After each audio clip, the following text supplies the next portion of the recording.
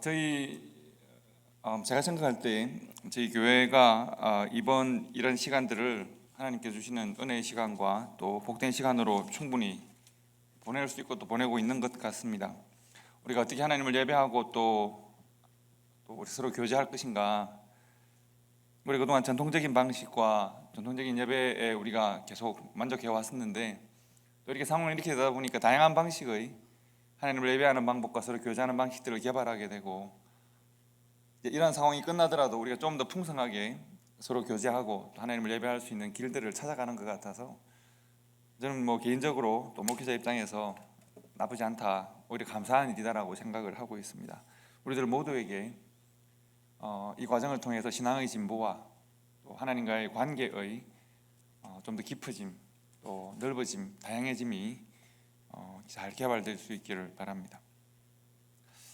오늘 여러분께 읽은 말씀과 더불어서 그 그림 이야기 하나 해드릴까 합니다.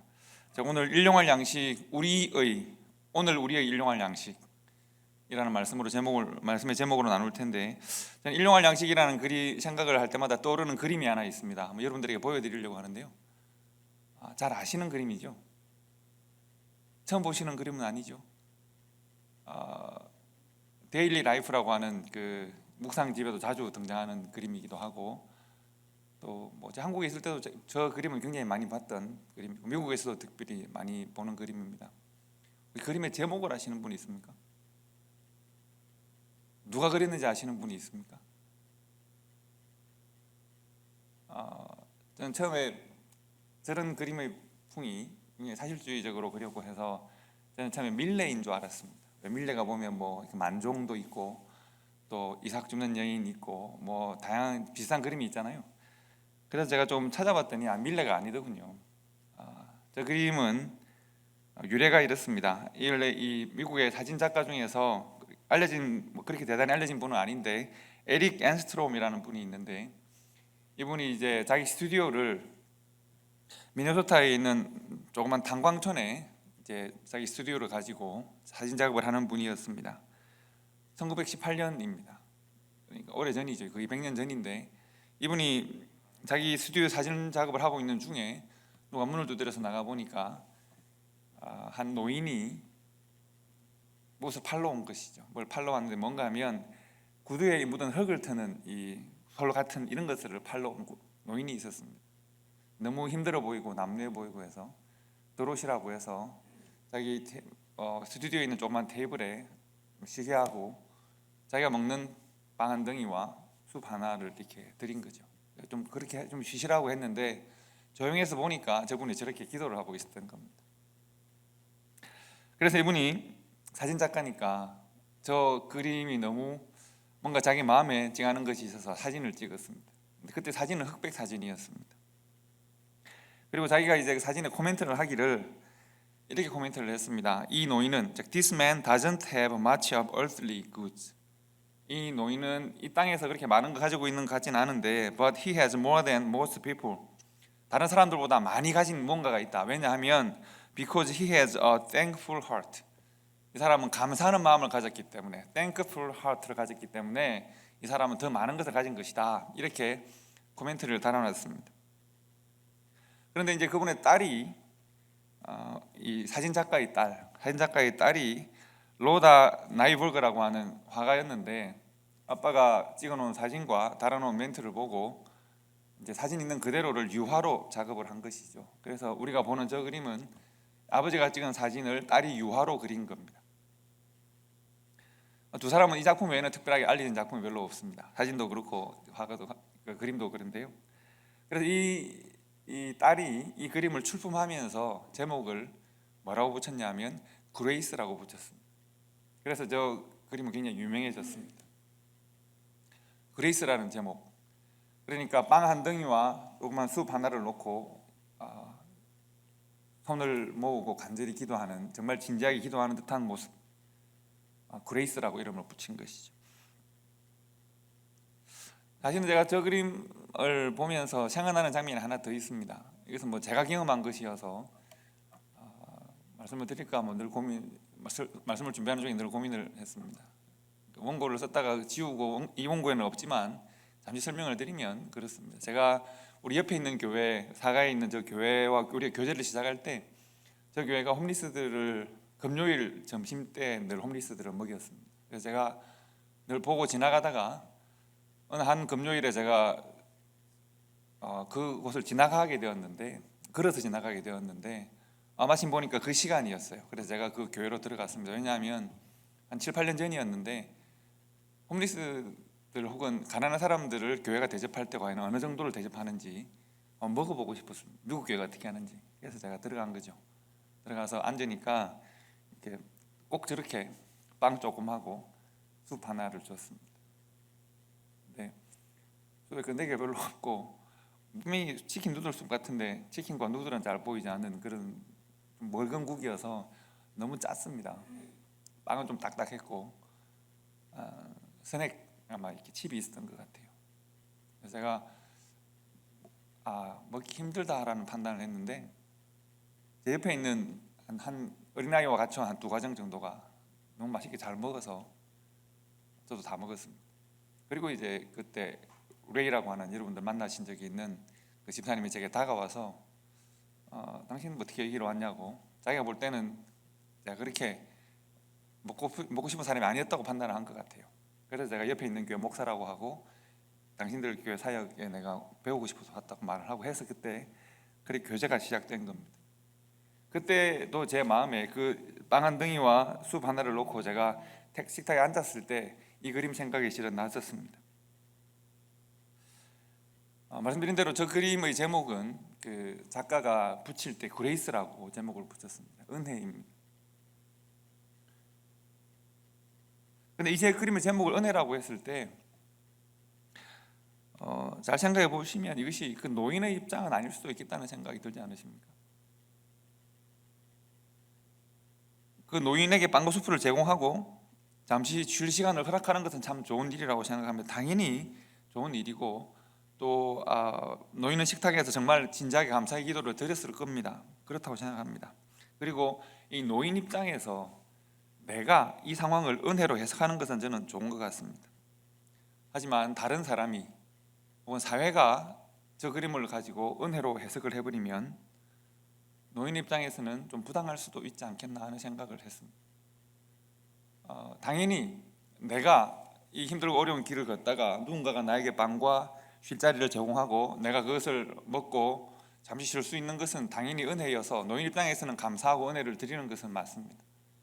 그러나 저 정도의 식탁을 놓고 잠시 쉬고 있는 노인을 보면서 참 은혜롭다 라고 판단해버리는 순간 아무런 변화도 일어나지 않을 겁니다.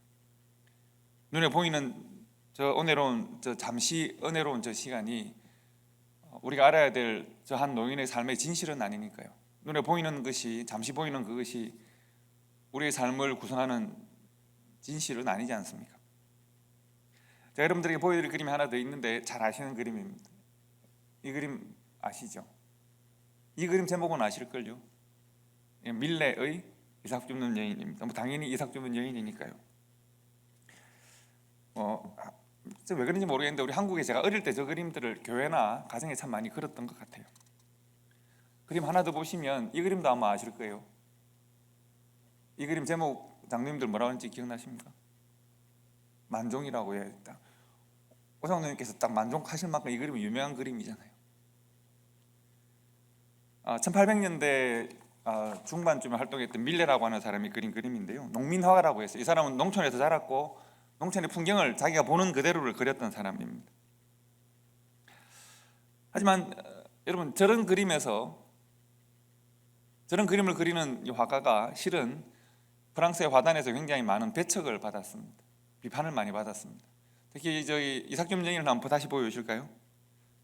이삭 줍는 여인 그림을 한번 보십시오. 풍경이 아름답고 소위 말하는 목가적이고 낭만적이죠. 이삭 줍는 여인을 좀 크게 확대를 시켜주세요. 그러나 이 그림을 비판하고 밀레를 비판했던 사람들의 입장은 그렇지 않았습니다. 왜냐하면 이삭 줍는 여인들의 삶의 상황이 만만치 않았기 때문에 그렇습니다. 저 그림이 그려지던 당시에 18세기 중반은 프랑스 혁명이 일어났고 그 이후에 1700년대에 프랑스 혁명이 일어났고 그 이후에 봉건 제도가 정리가 되고 시민사회, 그러니까 시민혁명이 일어나서 민주공화정으로 정치적 상황은 바뀌었는데, 그런데 구체적으로 농민들의 현실은 바뀌지 않았습니다. 그래서 1840년에 프랑스의 대기근이 찾아오고 정말 굶어 죽는 사람들이 속출하고 1857년부터 58년까지 경제 공황이 심화되어지고, 그래서 도심 노동자들과 농민들의 삶이 정말 어려워지던 때가 있습니다. 부지런히 1년 동안 농사를 짓고 곡물을 생산했는데 농민들은 그 곡물들의 대부분을 다 땅의 주인들에게 혹은 자본가들에게 다 빼앗기고 생산물의 일부만 임금으로 받을 수 있습니다. 그러나 그것이 턱없이 모자랐고 많은 사람들이 굶어서 죽는 일들이 발생합니다. 여러분, 그림 중에서 아까 보았던 그 만종이라는 그림, 아름답지 않습니까? 석양에 저렇게 아름답죠. 그리고 그 부부의 여자 아내의 여러분들은 보시면 오른쪽 발 밑에 보시면 가마니가 이렇게 그 조그만 수레 부대가 하나 있죠. 만종은 원래 우리가 생각하기를, 저 그림을 보고 생각을 하기를, 부부가 이제 하루 종일 들판에서 일을 하고 감자를 캐서 이제 그때 가톨릭은 하루에 3번 종이 울리니까요. 마지막 3번째 종이 울릴 때, 아침, 점심, 저녁 때 종이 울릴 때 이제 추수를 마치고 들어오는 거죠. 일을 마치고 들어오기 전에 울리는 종소리를 듣고 이제 캔 감자를 가지고 집으로 돌아가는, 그래서 기도하는, 하나님께 오늘 하루를 감사하는 기도를 드리는 것이다라고 우리가 늘 해석을 해왔었어요. 근데 만종은 그런 그림이 아닐 수 있다라고 하는 의문이 계속 제기됐었습니다. 왜냐하면 밀레가 처음 그렸을 때 저 부부의 아내의 발 옆에 있는 거기는 그 수레에는 감자 주머니가 있는 것이 아니라 조그만 상자가 있었던 거예요. 나무 상자는 저 시대에 어린 아이들이 죽으면 그 관으로 담는 나무 상자였어요. 그래서 처음에는 저 부부가 나무 상자를 옆에 놓고 기도하는 장면을 그렸었는데 밀레의 친구가 만류를 했다는 거죠. 그렇게 하지 말라고, 너무 비극적이라고. 왜냐하면 저 장면은 하루 일과를 마치고 하나님께 감사하는 장면이 아니라 자신의 아들이 영양실조로 죽어서 관에, 이제 조그만 관에 담아서 땅에 묻기 전에, 매장하기 전에 부부가 슬퍼하며 하나님께 마지막 기도를 드리는 장면을 밀레가 보고 그림으로 그렸다는 거예요.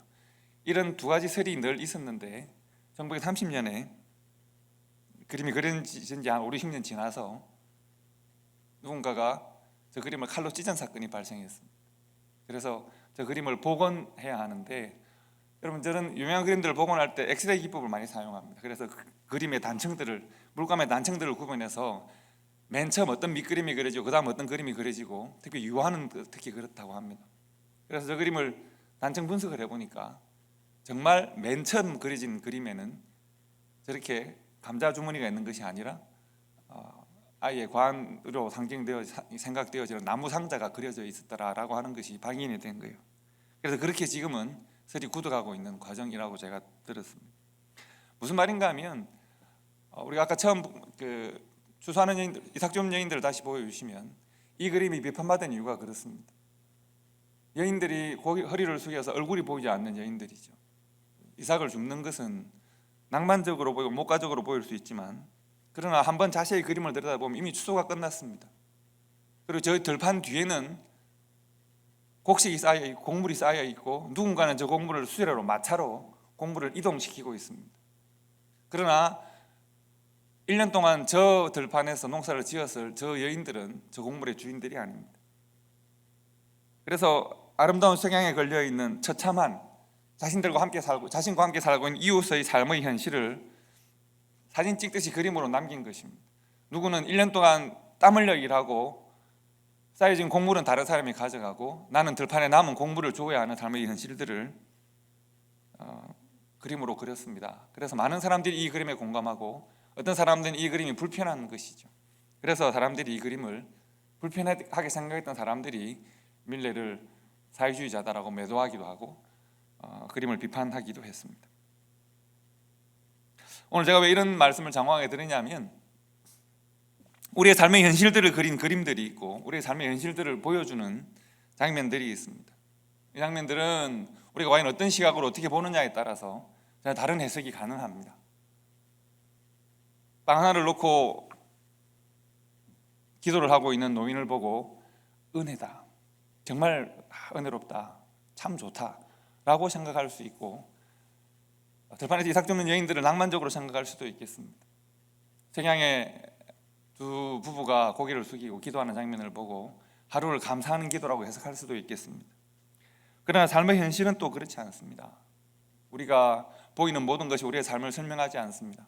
우리가 알아야 될 삶의 진실들은 보이는 것 깊숙한 곳에 숨어 있을 수도 있습니다. 그래서 오늘 여러분과 함께 지난주에 이어서 주기도문을 잠시 말씀 나눌 텐데, 우리들의 일용할 양식에 대한 말씀을 나누려고 합니다. 예수님께서 제자들에게 기도를 가르치실 때 오늘 우리들의 일용할 양식에 대한 기도를 가르치셨습니다. 그러나 바꿔 생각해 보면 예수님께서 왜 그러면 나만의 영원한 풍족한 양식, 나만의 계속되어지는 저장되어진 풍족한 양식을 내일도 모레도 글피도 1년 이후 2년 이후에도 그야말로 3대가 함께 풍성하게 살아갈 수 있는 나만의 풍족한 양식에 대하여 왜 기도하라고 말씀하지 않으셨을까요? 왜 예수님은 오늘 우리가 일용할 양식을 기도하라고 말씀하셨을까요? 여러분, 이 기도가 가장 구체적으로 실현된 구현되어진 현장을 성경에서 꼽으라면 단연 출애굽기 상황에서 이스라엘 백성들의 광야에서의 삶이라고 말할 수 있습니다. 이스라엘 백성들은 40일을 준비하고 광야로 들어왔지만 40년을 그곳에서 보내야 했습니다. 40년을 우리가 살아가는 중에 이스라엘 백성들은 내일 일을 도대체 가늠할 수가 없고 알 수 없습니다. 내일은 과연 우리가 어디에 있어야 되는지를 알 수 없었기 때문에, 내일 일을 몰랐기 때문에 준비할 수 없고, 준비할 수 없기 때문에 하나님을 의지할 수밖에 없었습니다. 그래서 그들은 구름 기둥과 불 기둥이 인도하는 것으로 하나님의 내 삶에 대한 적극적이고 진취적인 개입에 내가 순종할 수밖에 없었습니다.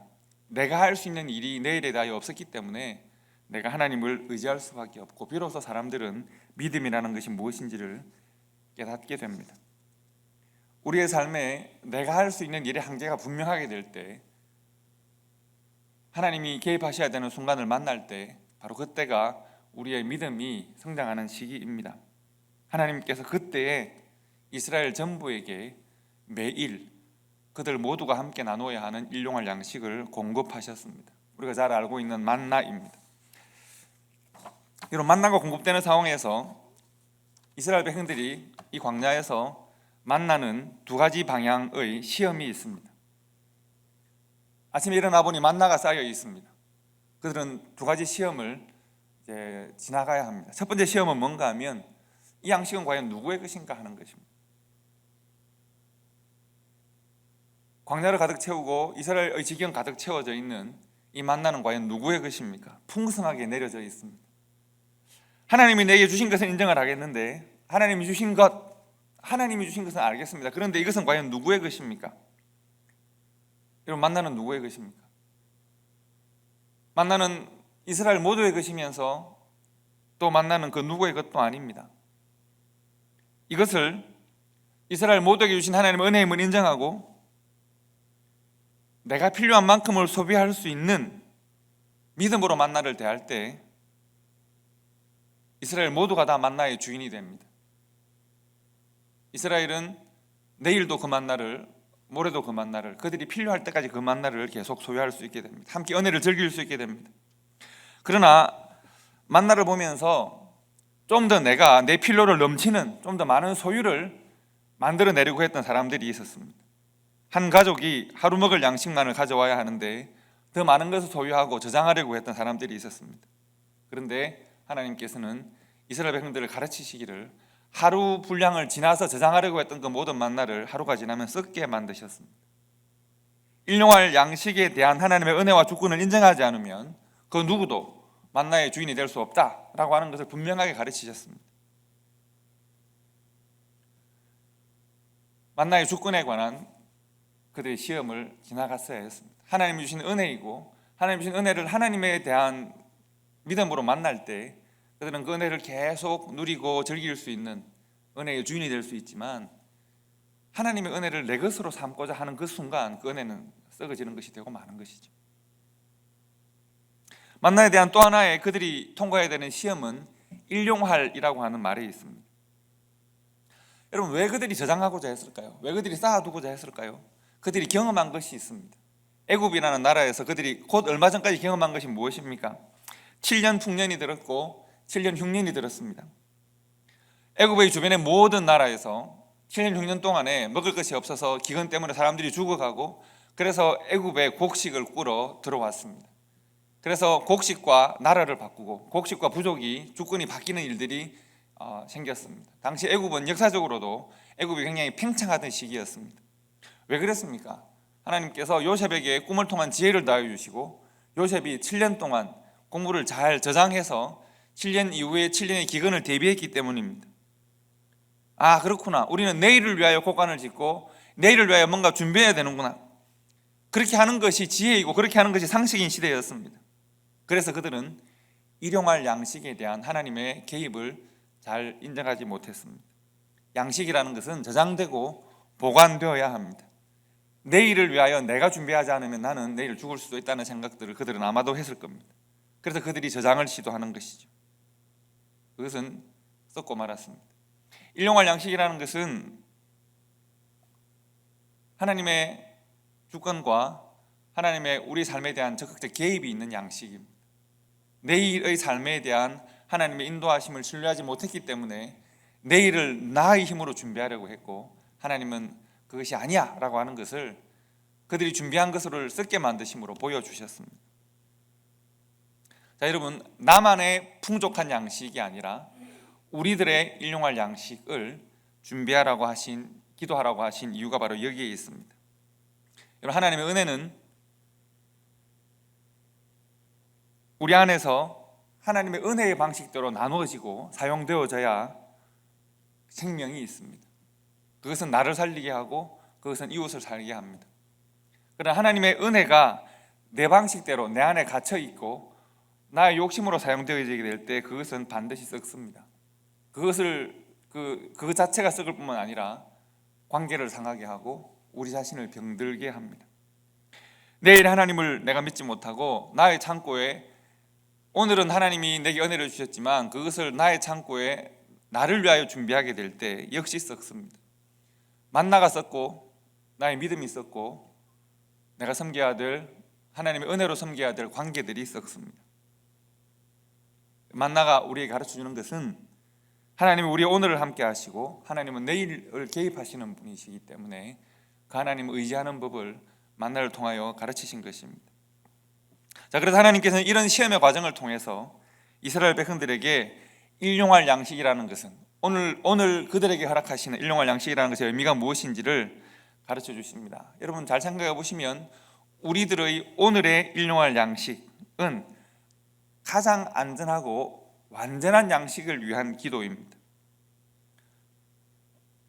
오늘 우리에게 일용할 양식을 주십시오 라고 하는 것은, 하나님 내게 100만큼을 주십시오, 200은 아니고요, 300도 아니고요, 100만큼 최소한만 주십시오 라고 하는 것이 양을 위한 기도가 아닙니다. 이 기도는 하나님의 주권 아래 내 삶이 있다라고 하는 신앙 고백적인 기도입니다.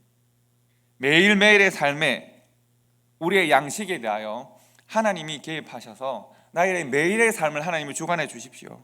내가 저장하거나 내가 준비하지 않아도 하나님이 오늘의 양식에 개입하시고 내일의 양식에 개입하시고, 내가 매일 양식을 먹고 사는 것이 아니라 하나님의 은혜를 먹고 사는 백성으로 내가 살아가기를 원합니다. 예수님의 산상설교에서도 이 말씀이 있습니다. 예수님 말씀하시기를 너희들이 이방인들처럼 무엇을 먹을까 무엇을 마실까를 염려하지 말라고 말씀하십니다. 하나님께서 너희와 함께 하시기 때문에 너희들이 오늘 생각하고 오늘 마음을 사용해야 되는 것은 먹을까 마실까에 있는 것이 아니라 어떻게 하나님의 뜻과 하나님의 나라로 살아갈까에 있다. 하나님이 우리의 일용할 양식에 개입하시면 우리의 오늘도 일용할 양식으로 우리가 만족하고 우리의 내일도 하나님의 일용할 양식과 공급하시는 은혜로 우리가 만족할 것이기 때문에 우리가 해야 할 일은 오늘의 양식에 감사하고 만족하고 오늘의 삶을 하나님의 나라와 뜻을 구하며 사는 것이다 먼저 그 나라와 그 뜻을 구하는 삶을 사는 것이 성도와 교회가 해야 할 일이다라고 예수님께서 가르치셨습니다. 그러므로 이 기도는, 일용할 양식에 대한 기도는 공동체적인 신앙 고백과 함께 옵니다. 이건 좀 어려운 말일 수도 있겠습니다. 여러분, 우리가 신앙 고백이라고 하면 대부분 다 하나님에 대한 우리의 믿음을 고백하는 것이 신앙의 고백이다라고 생각을 합니다. 당연히 맞는 말씀입니다. 신앙을 고백한다는 것은 하나님, 내가 이렇게 하나님을 믿습니다라고 하는 고백입니다. 하지만 그것만을 생각하는 것은 조금 편협한 생각입니다. 좀 더 넓게 생각하셔야 합니다. 신앙 고백이라고 하는 것은 하나님에 대한 신앙을 고백하는 것이면서 신앙으로 살아야 되는 우리의 삶에 대한 고백이기도 합니다. 그래서 우리가 신앙 고백으로 대신하고 있는 사도신경에는 내가 하나님을 어떻게 믿습니다라는 고백도 있는가 하면 거룩한 공회에 대한 고백이 있고 성도들의 교통함에 대한 고백이 있습니다. 거룩한 공회와라고 하는 것은 무슨 말인가 하면 교회에 대한 고백, 하나님께서 우리 교회를 거룩하게 하시고 지키시고 교회를 통해 하나님의 뜻을 이루어 나가신다 라고 하는 것에 대한 고백이고, 성도들이 서로 교통하는 것, 성도들이 서로 만나는 것 또한 우리의 신앙 고백에 포함되어 있습니다. 하나님에 대한 고백이 아니죠. 무엇에 대한 고백입니까? 우리가 섬기는 교회에 대한 고백이고 여러분과 저의 관계에 대한 고백입니다. 이것도 신앙의 고백에 포함되어 있다는 말씀입니다. 거룩한 공회, 예수 그리스도의 이름으로 모이는 모든 교회를 말하는 것이고, 그 속에 성령 하나님의 인도하심을 통해서 모든 성도에게 허락되어진 참된 사귐이 있다. 이것이 이제 거룩한 공회와 성도들이 서로 교통하는 것과 라고 하는 말씀입니다. 교회와 성도의 신앙으로 함께 살아가는 삶에 대한 고백, 이것도 신앙 고백에 포함되어 있습니다. 그렇다면 오늘 우리들의 일용할 양식 또한 우리들의 신앙의 고백의 범주 안에 포함되어져 있습니다. 만나의 시대와도 같고 예수님께서 산상설교로 설교하시던 때의 시대와도 같고 초대교회 성도들이 유무상통하며 그들이 가지고 있는 능력과 그들이 가지고 있는 소유에 따라서 하나님 앞에 헌신하고 필요에 따라 그것을 나누고 남은 모든 것으로 하나님의 뜻을 따라 사용하던 그 때와 같은 신앙의 고백이 오늘 우리들에게도 필요한 것입니다. 이 신앙 고백은 오늘 현재적인 의미가 있고 우리에게 공동체적인 의미가 있고 일용할 양식이라고 하는 하나님의 역사에 대한 의미가 함께 포함되어 있습니다. 공동체적이고 현재적이면서 우리의 삶에 대한 하나님의 주권을 인정하는 것입니다. 하나님의 주권은 우리가 죽어서 영원한 하나님의 나라에만 있는 것이 아니라 오늘 우리의 삶의 현장에 있는 것이고, 하나님의 주권은 우리들에게 함께 임합니다. 공동체적입니다. 나 혼자 곳간에 풍성한 양식을 채우는 것은 믿음이 아닙니다. 우리들에게 일용할, 하나님께서 우리들의 삶에 역사하시고 우리의 삶의 구체적인 삶의 현장에 함께 하십니다. 내가 더 많이 소유하고 나만을 위한 창고를 짓지 않겠다라고 하는 믿음이 오늘 우리에게 일용할 양식을 달라는 기도에 함께 필요합니다. 내게 허락된 일용에 넘치는 양식에 대한 하나님의 주권을 인정하실 수 있겠습니까? 내게 허락된 일용에 넘치는 양식에 대한 하나님의 주권을 인정하실 수 있겠습니까? 나아가서 성령 하나님의 평균케 하신 은혜를 따라서 내게 넘치는 이 은혜가 부족한 공동체로 흘러들어가는 것에 대하여 감사함으로 받고 성령 하나님의 역사하심에 대하여 내가 순종할 수 있겠습니까? 이 말이 어렵게 들리십니까? 우리들의 일용할 양식은 우리의 소유에 대한 하나님의 주권을 인정하고 소유의 사용에 대한 공동체적인 필요를 인정하는 데까지 나아가야 신앙 고백적인 기도를 드리는 것이라고 말할 수 있습니다. 이웃의 삶에 대한 하나님의 사랑을 느끼고 하나님의 마음을 느끼고 그 사랑에 순종할 수 있는가? 이것이 우리가 이 기도를 드릴 때마다 우리 자신들에게 물어야 되는 질문입니다. 사랑하는 성도 여러분, 요즘 다들 어떻게 지내십니까? 여러분은 저를 보실 수 있지만 제가 못 봐서 안타깝긴 합니다. 많이 뵙고 싶고 함께 예배하고 싶습니다. 한 분 한 분 찾아뵙고 또 식탁도 나누고 싶고 또 안부도 여쭙고 싶습니다. 그런 날들이 곧 오리라고 생각합니다. 그러나 이 어려운 시대를 살아가는 우리들 모두에게 여러분께 여쭤보고 싶은 질문이 있습니다. 지금 여러분들 우리가 간단하게 식탁을 준비하고 우리 함께 식탁을 나눕니다. 예배와 함께 식탁을 나누고 있습니다. 그리고 우리들의 일상의 식탁에 대해 한번 고민해 보시면 좋겠습니다. 여러분, 왜 그렇지 않습니까? 어떤 사람에게 늘 하경이한테 말해 미안하긴 한데, 하경이에게 하경아, 너 이번 주에 피아노 좀 쳐줄 수 있니? 예, 알겠습니다. 하경아, 너 이번 주에 피아노 좀 쳐줄 수 있니? 예, 제가 하겠습니다. 하경아, 이번 주에 좀 피아노 반주해줄 수 있니? 예, 하겠다니까요. 하경아, 너 이번 주에 하겠다니까요. 하경아, 한다니까요. 한다니까 자꾸 그러세요 라고 말을 할 가능성이 많잖아요. 이미 우리는 대화를 통해서 확정되어진 내용을 가지고 있어요. 그렇지 않나요? 이미 한 번, 두 번, 세 번, 네 번 말해서 이미 서로가 약속했고 하고 있고 순종하고 있고 헌신하고 있고 말이죠. 오늘 우리에게 일용할 양식을 주옵시며 라고 하는 기도를 우리가 매번 드립니다. 솔직하게 이야기하시면 오늘 지금 나누는 이 말씀을 생각하시면서 지금 우리가 말씀을 나누는 초대교회 성도들 중에서 오늘 일용할 양식에 대한 고민을 하시는 분이 있으신가요? 우리가 서로 좀 풍족하게 살 수도 있고 부족하게 살 수도 있지만 그러나 여쭙습니다. 만약 성도 여러분들 중에서 일용할 양식에 대한 고민, 내가 생존할 수 있는 일용할 양식에 대한 고민을 하는 성도가 있는데 제가 몰랐다면 저는 정말 부족한 목사입니다. 그러나 그래서 여쭤보고 싶습니다. 오늘 우리가 생존할 수 있는 일용할 양식에 대하여 내가 정말 궁핍하고 내가 정말 힘들어서 일용할 양식이 없습니다. 오늘 한 끼를 먹고 나면 내일 먹을 것이 없습니다. 내일 이후에 저는 아마 굶을지도 모릅니다. 이런 분이 있으실까요? 이럴 수는 있습니다. 고용도 불안하고 저축한 것은 많이 없고 이런 시대가 계속되면 어떻게 될까요? 라고 우리가 좀 불안해할 수는 있겠습니다만 우리의 불안을 조금 내려놓으면 정말 내가 일용할 양식으로 말미암아 내가 하나님께 기도하지 않으면 안 되는 정말 절박한 일용할 양식의 위기 가운데 있는 분이 있으신가요? 일용할 양식이 없어서 예배드리면서 식사를 같이 합시다. 제가 말씀 못 드리지만 목사님 우리는 식사할 게 없습니다. 그런 분이 있으신가요? 제가 혹 몰라서 감히 말씀드리기는 죄송하지만 그러나 저희 교회는 그렇지 않은 것으로 제가 압니다. 좀 더 얼마나 풍성하고 좋은 식탁을 준비하는 문제는 있을 수 있지만 우리가 일용할 양식으로 걱정하지는 않는 시대를 살고 있습니다. 그렇다면 우리는 왜 일용할 양식을 위하여 계속 기도를 드려야 합니까? 오늘날 나에게 일용할 양식을 달라는 이 기도는 이미 무의미한 기도 아닙니까? 이미 얻어진 것을 기도하는 것이 아닙니까?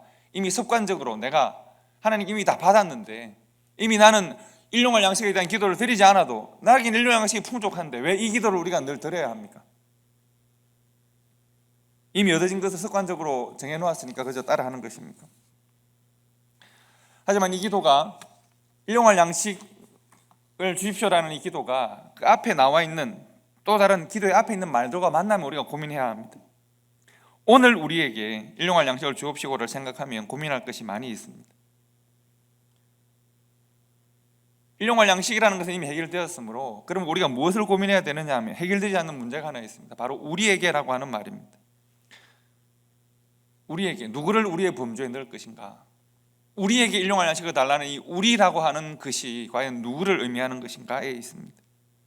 만약 우리라고 하는 개념을 초대교회 성도들, 우리가 교회니까 우리 교회 공동체에 대한 고백으로 오늘 우리에게 교회 성도들에게 초대교회에게 일용할 양식을 달라고 기도한다면 말씀드린 대로 이 기도는 이미 충분히 응답되어졌습니다.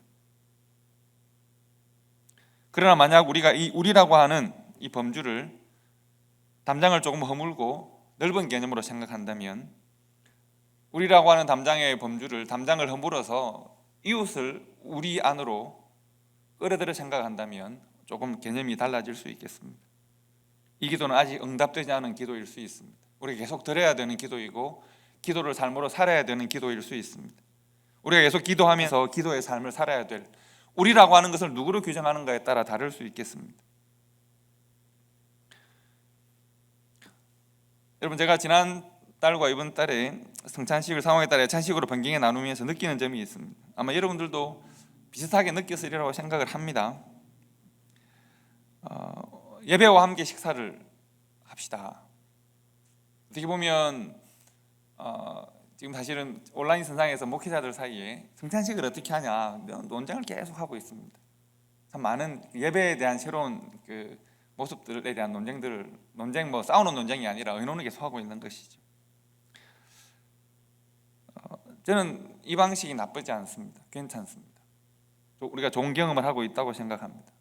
매달 한 번 이상 성찬식을 드리지 않으면 안 된다, 뭐 이런 규정이 없지 않습니까? 그렇다면 우리가 다양한 방식으로 예배의 경험을 나눌 수 있는데, 지금 우리가 경험하고 있는 것은 우리의 식사와 예배가 함께 할 수 있다는 것을 경험하고 있습니다. 우리의 식사가 예배가 될 수 있습니다. 오늘도 우리가 그렇게 식사를 하면서 예배를 할 수 있습니다. 내가 먹고 내가 마시고 내가 식탁에서 가족과 교제하고, 이 모든 것들이 우리의 예배 안으로 끌어들일 수가 있습니다. 내가 먹고 마시는 일, 내가 하나님께 허락하신 노동으로 가족의 양식을 공급하고 하나님께 감사하고 그것으로 식탁을 준비하고, 그래서 단순히 내가 음식을 먹는 것이 아니라 하나님의 공급하신 은혜를 함께 먹고 내가 마시고 힘으로 공급을 얻고 하는 이 모든 과정을 내가 경험하는 것은 나의 일용할 양식, 우리 가족의 일용할 양식에 하나님의 개입을 인정하고 하나님의 도우심을 인정하고 내가 살아가는 것입니다. 내가 하나님의 사랑으로 먹고 사는 일을 경험하는 것입니다. 그러므로 우리의 모든 식탁은 충분히 거룩하고 의미가 있습니다. 그저 반복되어지는 일상의 식사가 아니라 예배와 식사를 함께하는 경험을 지금 우리가 잠시 하면서, 우리의 식탁은 단순히 내 육체를 생존케 하는, 배를 불리는 이런 의미가 있는 것이 아니라 이 식탁을 통해서 우리가 하나님의 은혜를 만나고 나의 식탁의 확장에 대한 하나님의 뜻을 내가 받는 것을 의미합니다. 우리의 모든 식사가 예배의 의미를 가질 수 있도록 우리가 고민할 수 있는 기회가 이렇게 제공되어진 것입니다. 나의 식탁이, 우리가 이런 짧은 과정을 통해서 여러분들이 고민해 보시기를 바라는 것은, 우리의 식탁에 예수 그리스도가 함께 개입하시는, 함께 하시는, 나의 식탁에 우리 주님이 함께 앉으시는 그런 식탁으로 내가 날마다 살아갈 수 있을까? 우리 주님의 사랑이 나눠지는 식탁, 복음이 공급되는 식탁, 누군지 목마른 자는 나에게로 라고 말씀하신, 이웃의 담장을 허물어 버리신, 성전 위상을 찢으시고 모든 차별과 모든 차이들을 십자가의 은혜로 진격하셔서 허물어 버리신 우리 주님의 그 놀라운 사랑이 식탁의 장벽을 허물고 우리가 이웃과 함께 나눌 수 있을까? 벽이 없고 경계가 없는 이웃으로 여러분과 저를 초대하셨으니까요. 우리는 원래 담장 저 밖에 있었던 사람들인데 우리 주님께서 성소에서부터, 지성소에서부터 진격하셔서 그 모든 담장을 허무시고 우리의 손을 잡아주셔서 우리가 주님의 이웃이 되고 주님의 가족이 되고 예수 그리스도의 성찬에 함께 동참하는 자가 되었으니까요. 이제 우리도 우리의 식탁의 경계를, 지경을 넓혀서 벽이 없고 경계가 없는 식탁으로 우리 이웃들을, 동시대에 살아가는 우리 이웃들을 초대할 수 있을까? 그래서 우리의 모든 식탁이 하나님께 드리는 예배가 될 수 있을까? 우리의 모든 식탁이 하나님께 드리는 나의 삶의 헌신이 될 수 있을까? 식탁이 예배가 되기 위해서,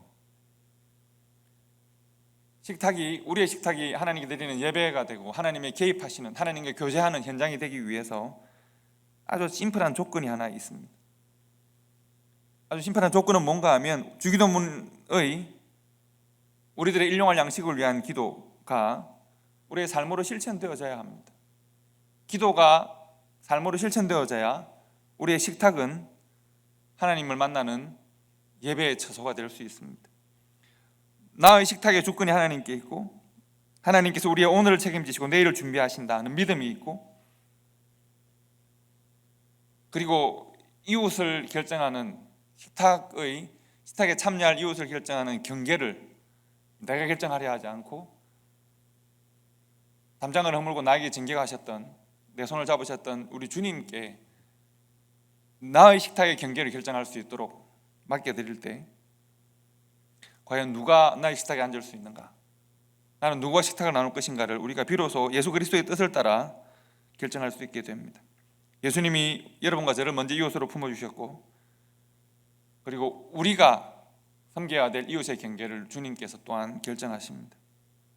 오늘 예배 현장에서 우리가 오늘 우리에게 일용할 양식을 주십시오, 오늘 우리에게 일용할 양식을 주십시오라고 하는 기도를 우리가 하나님 앞에 드릴 때, 그리고 이 기도에 순종할 때, 이 기도를 나의 삶으로 인정하고 받아서 우리가 이 기도의 삶을 살 때, 오늘 나의 삶에 지금 개입하시고 인도하신 하나님을 내가 만나고 우리들의 모든 경계를 허무시는 주님의 은혜를 우리가 받아서 우리 또한 경계 없는 이웃을 만나기를 원하고, 일용할 양식, 우리의 양식에 대한 주권을 주님 앞에 내어드릴 때, 고백할 때 우리가 나누는 모든 식탁이 예배가 되고, 우리의 식탁이 오병이어가 되고, 우리의 식탁이 날마다 누리는 성찬이 될 수 있는 것입니다.